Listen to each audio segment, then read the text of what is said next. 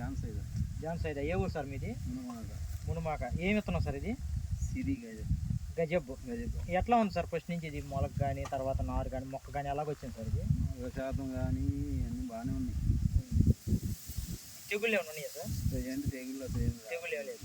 ఎన్ని కాడకు అవుతాయి అనుకుంటున్నారండి మీరు ఇది సుమారుగా? ఇప్పుడు పంటను బట్టి అంటే మీరు చాలా పొలాలు వేస్తుంటారు కదా. 40 కాడి దిగుబడి వస్తాయి. కంకి ఎట్లా ఉందండి? పర్వాలేదు, బాగానే ఉందండి. ఎన్ని ఎకరాలు వేసారు సార్ ఇది? 5 ఎకరాలు వేసా. అంతేమో లేదా, ఇది 3 వేసా. అదేలేండి. నమస్తే అండి, నా పేరు రాంబాబు అండి. నేను సిరి కంపెనీలో పనిచేస్తుంటాను. ఇది సిరి కంపెనీ వారిది గజబ్ అని ఈ సంవత్సరం కొత్తగా మనం మార్కెట్లోకి ఇచ్చామండి. ఇది మనం ఉంది ఇప్పుడు నర్సరావుపేట దగ్గర మునమాక అనే గ్రామంలో. ఈ గ్రామంలో ఈ సైదబ్ గారు అని గజబ్ అని వేయించామండి. 4.5 ఎకరం వేయించాము. పైరు చూస్తే ఎక్కడ కూడా ఎటువంటి తెగుళ్ళు కానీ దోమ కానీ తగలలేదండి. కంకి కూడా ముద్ద కంకి కనపడుతుంది, చాలా పొడుగు ఉందండి అన్నిటి మీద కూడా.